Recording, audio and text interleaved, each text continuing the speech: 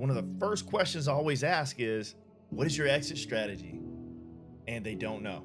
I'm going to talk about the deal formula. All right. These three key puzzle pieces, I wish I would have knew that way I could have made more money sooner. All right. I have so many people who reach out and they're like, hey, Eric, look at this deal. Hey, Eric, help me find money. Hey, Eric, can you help me get this deal across the finish line? Hey, Eric, can you help me overcome this objection from the seller? One of the first questions I always ask is, what is your exit strategy? And they don't know. They either don't know or they're like, well, I'm just going to wholesale it. Or, yeah, I'm just going to find a buyer. And there's no plan there. There's no like rhyme or reason to do anything. Listen, there's three things that you have to have in order to have a deal. And here they are: expertise, money, and grit. All right. You have to have those three things in every deal. Not only do you have to have those three things, but these three things actually determine how much money you make on a deal. I remember when I first got started, I reached out to one of these older investors and we started, he started sharing the way he built his portfolio. And everything he was saying is like he went out and did everything himself. He did a lot of sweat equity, he did a lot of grit.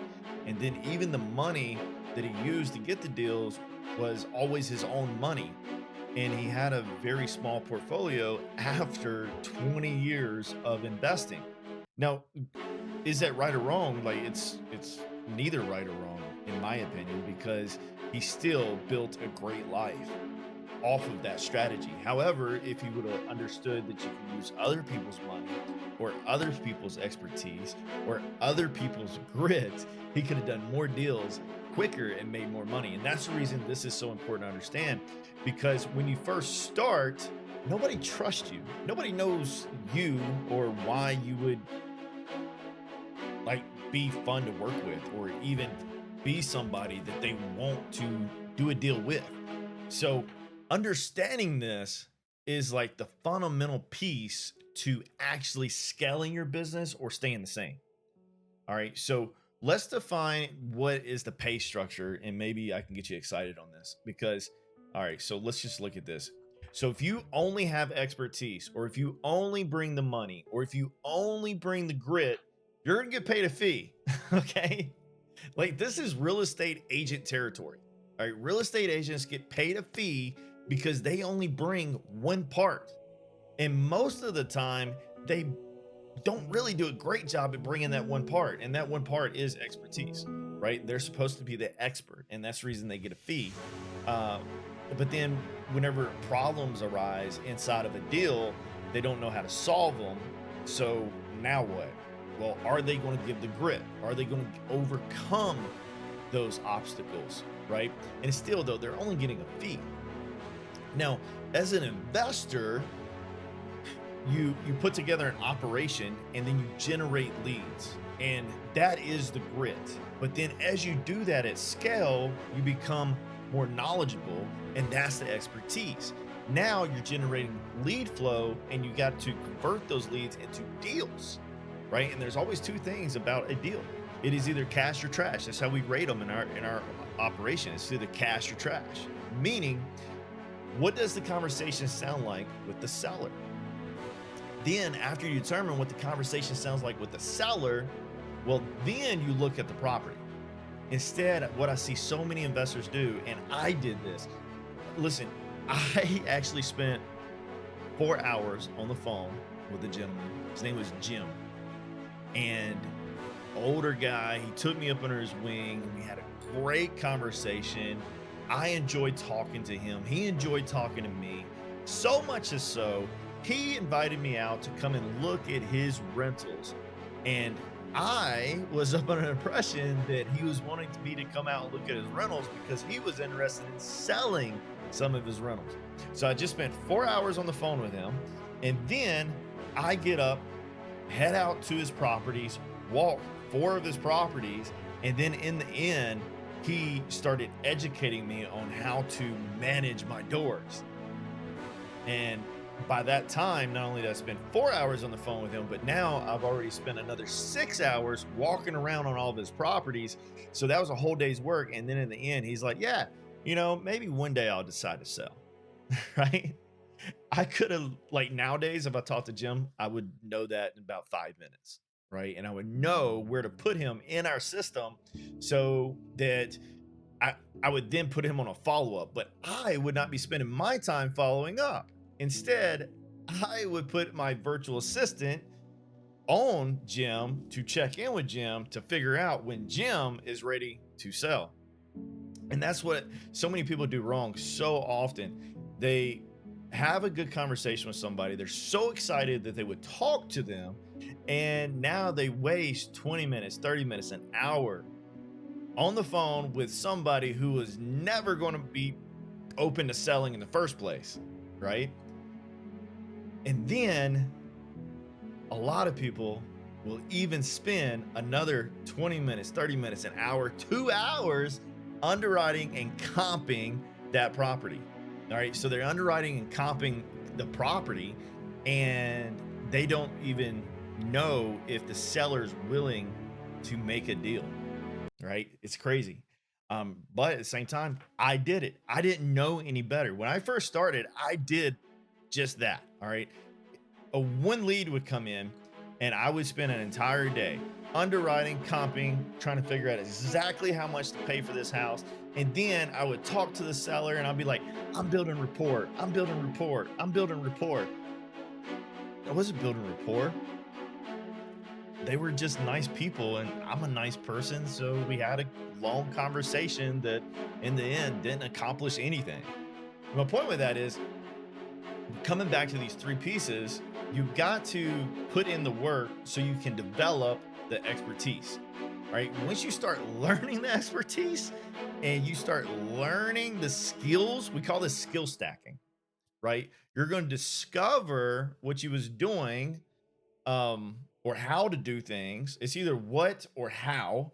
And then you're going to start learning and executing. And while you're learning and executing, that means you're doing it. But while you're doing it, you're learning. And if you look at skill stacking, go to skillstacking101.com, and I break down skill stacking in a very great way. Like, skill stacking is amazing. It removes overwhelm. If you can understand skill stacking, then you'll be able to develop skills quicker without that stress and that uncertainty. All right. It's a 4-step process. It's discover, learn, execute, repeat. And then if you want to scale a business, it is discover, learn, execute, replicate. And that's the way we use them. It's super simple. Not only is it super simple, but it works because I've trained my entire team. I've got virtual assistants in the Philippines, and I will throw a bunch of knowledge at them. They have no real estate experience. I'll throw a bunch of knowledge at them, completely overwhelmed. And when I first started building a team, I would drown them out and they would quit. I'm like, man, what's the problem? Is it me? And it was me. Okay. But at the same time, it was also their inability to understand overwhelm, right? So when you develop a team, it's like, hey, okay, how am I going to train this person? Well, I need them to widen my bandwidth. So grit, entrepreneurs, we're always working, we're always doing the things. So we have to figure out how to widen our bandwidth. So now I bring in a virtual assistant, $3, $4, $5 an hour, and then we have to figure out how to train that virtual assistant. So we use skill stacking. Hey, what is the first thing I want you to do? Let me allow you to discover this. And then after they discover it, okay, hey, here's your first task. Now, since you discovered it, I want you to go do it. And now you're learning and you're executing, but hey, you're going to hit a wall. Okay. You're always going to hit a wall. When you hit that wall, you have two options. All right. And the two options are very simple. Either you quit, you turn around, you never come back, or you circle back to discovery. The wall is discovery. And that's what's so amazing about this, because now with a virtual assistant who has zero real estate knowledge, I can put her in on our VA training where she understands the terminology. She understands what a basic transaction is. She understands like the puzzle pieces that are moving. And then she gets to discover that the like next 6 months as she sees transaction after transaction after transaction close and get across the finish line. However, she is only able to accomplish hey, let me set up an appointment with the closer or Eric or Jen, whoever that is. That way they can figure out a better solution for you. But if they don't discover all of those things that come later, now they can't have a good conversation. And I see so many people who are interested in real estate run into the same issue, right? And they're just like, oh man, like this is so much work. I didn't realize investing or owning rentals or Airbnbs were so much work. Like, yeah, it is. I mean, that's the reason like society brings up, the three T's: tenants, toilets, and termites, which is completely false. Okay. Like, I've got a lot of rentals and I love my rentals, and we live off of our rentals. Everything else is just extra. It's absolutely amazing. But I would have way more rentals if I understood this puzzle piece, which is the deal formula. If I would have understood that I needed to have all three of these pieces in order to completely own the deal, and then if I would have understood that I can leverage other people's skills to plug into the holes that are missing in deals. And then if I would have understood that to widen my bandwidth, I need to go and train a team to also plug and fill in these holes. Now I would do more deals quicker, right? And I would be where I am now, like 2 years ago, instead of it taking me this long, right? And that's the same thing that we all run through, right? That is the skill stacking loop, right? So whenever you have two of these, you get to control the deal. All right. So many people come and they'd be like, hey man, will you look at this deal and tell me what you would offer? Like, would you help me find money for this? Would you help me do that? And now they're reaching out to me, expertise. And normally I don't charge anything, right? Like I don't even want to JV with people. A lot of times it's just like, hey, I'll help you out. Sure. But if we was going to JV, that would be a fee, right? Because I'm just providing expertise. I'm not going to do the work for you. You're going to have to call the seller. You're going to have to set up the attorney or title company. You're going to have to go out and make all the calls to find the money, but I'll help you do it, right? Like that's the expertise. Now, vice versa, the grit, well, let's just say I don't know how to do anything. So now I don't know how to do anything. So again, it's a fee, right? But so many people who don't have the expertise, don't have the money, and they're actually unsure if they even want to provide the grit. They want 100% of the deal, and it kills deals. Real estate agents, they absolutely blow my mind. All right. Real estate agents, especially on the commercial side, like commercial real estate, underwriting deals, and you'll have a broker that's in a deal, like has the listing, and the deal is so close, it just needs a 1-2% shift to actually make it a win-win, and the agent won't come down on whatever their percentage is. And some of these commercial agents, I mean, they'll charge 6, 7, 8, 10%, and it's crazy. Like, I mean, 10% of $1 million, 10% of $2.5 million. Like, do the math. 6% of that, like, absolutely crazy. And what are they doing? They're listing it on a platform that has all of the buyers on it, right? That's the reason we go to an agent, is because they have access to a platform where all of the buyers have been trained. If they want to buy something, they go there. So, let's talk about that for a second. So let's, like, Airbnb. What is Airbnb? Airbnb owns no real estate. They control zero real estate, but they have a list. They have a list of interesting buyers who are willing to pay a certain fee to stay a certain night at a certain location. And then hosts, like we got Airbnbs, hosts will then list on Airbnb. And when Airbnb provides that traffic and they rent our place for a night, we get paid. But before we get paid, Airbnb gets paid. Same thing with MLS. It's just a list. Now, again, Airbnb, where do they fall in? Expertise, grit, money.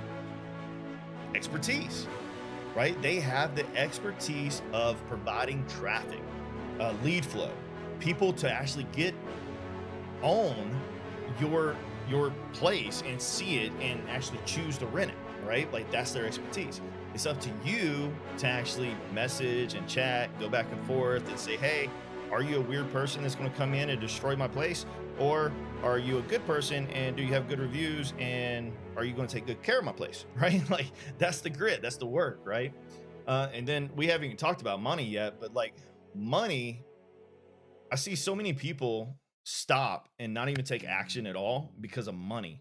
But yet, in my opinion, money has always been one of the easiest things to find if I understand this principle.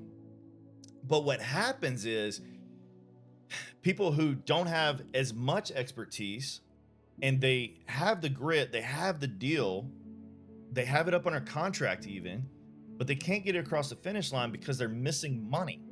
And then they reach out to a real estate community full of other people who want to own 100% of the deal. And they're like, hey, I need money. I need money. You're looking in the wrong place, right? Like, you don't go into a real estate community that's filled with other people who have the same dream as you, who want to do the same thing as you, looking for money. Instead, you go to places where lenders are. And in those communities, you'll start to notice that there's a select few of people who are actually real lenders, right? It's like Pace, Sub 2, Gator Method, and all this stuff. Like that was crazy because he actually built a little network of people who only want to be lenders. And then you're going to call 5, 6, 7, 8, 20, 50 Gator lenders, and which is nothing more than transactional funding, right? Like they're just providing a very small portion of the deal so you can enter it, and then you got to fulfill it on the backside. But my point with that is he literally took his community of 13, 14,000 people and then created a smaller box of people who are actually lenders. And then he also had like qualification process of them going through and becoming Gator lenders, right? And there's a lot of cool stories like in there for the Gators, but the point is money's really easy to find. Like it's everywhere. With the real estate communities, you got to be really careful. However, if I go and find people who make a lot of money, therefore they have a tax problem, that's who I want to go after, because that's your private money lenders, right? But they don't want to be real estate investors. That's the key. You've got to find people who have a tax problem, but they're not interested in doing the grit or the expertise. If you go into a real estate community and you're looking for money lenders, well, now you've got somebody who has the expertise and they have the money and they want you to do all the work. And then you get mad at them whenever they want to control the deal.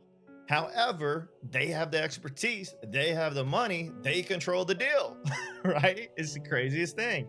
But here we are, we're left over here on grit and we're upset because we don't control the deal anymore, but yet we went to the wrong place to find money. It's just like going to the bank. Well, if I go to a bank and I ask the bank for money, well, bank will say, yeah, I'll lend you money. And I don't want to do any of the work. And I know nothing about real estate and I'm not going to help you on that side, but I will lend you the money. And therefore the bank provides one of these, and however the bank gets paid a fee, but you get to control the deal. Now, if we go to the next level where we start to dip into having all three of these, that's when we own the deal. And now we make money in all three quadrants. We make money by doing the work because we'll pay ourselves a management fee. We make money on the expertise because we'll pay ourselves a wholesaling fee. We make money on the lending part because we'll pay ourselves a lending fee, right? So when you look at this chart and you're wondering how I make more money in a deal, this is your answer. If you're looking at this chart and you're wondering, okay, I have a deal, but I need to do more deals. I don't have enough bandwidth to only do 2 or 3 deals a month because I run out of money or I run out of time, which is grit, right? I do have the expertise for it. Well, now I'm going to outsource. I'm going to go find somebody to do the grit. I'm going to pay them a fee.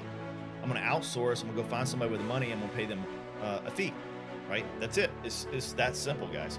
So now let's look at all of the different ways that this breaks down. Expertise.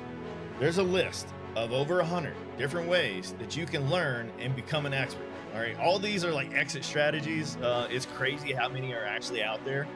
And then, you wonder, how many do you actually do? Like, I do maybe 7 of these. Like, I've done plenty burrs, done wraps, lease, owner financing, subject to house hacking, buying rows. So 10. I've never done vacation rentals. I'm sure maybe there's a few more in here that I've done. Flip some land, right? But either way, though, this is 100 different ways for you to become an expert and make money, get a fee. All right. This is one of the puzzle pieces. And then with the money, here's 100 different ways that you can make money or generate the money for a deal.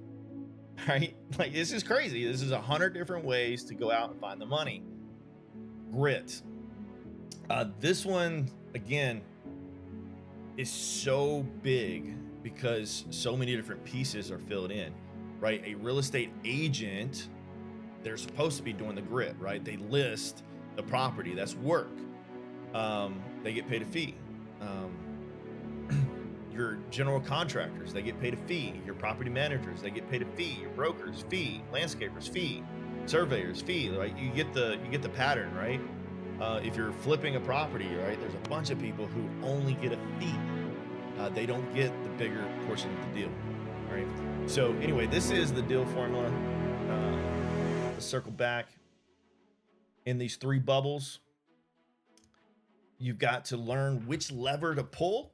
If you want to do more transactions, then you're going to have to figure out how to pay more people fees. And if you want to own all of the deals, then you're going to have to figure out how to fill in all 3 pieces. Now, if you only want to control the deal, which means you get a bigger split, or at least get to decide what the split is, then you bring 2 of these, right? Like, if I did the work and I brought the money and I just want somebody to tell me how to do a subject to transaction, well, they're not going to get on my deal. I'm just going to pay them a fee, right? So this is the key. Hopefully this helps. And if you're interested in learning more and you watch this training or whatever this is, I'm going to be diving deep in this stuff. We've got the Deal Boss Project. It's up, launching this week, Thursday. We're going to be running a full event where I'm going to dive in on how to launch a 7-figure real estate company in less than 1 week without being held hostage by the tech guy. And we got a bunch of other cool stuff coming out. You're going to be seeing a lot more industry knowledge and stuff that we did in order for me to walk away and become financially free at 32. And yeah, anyway, peace.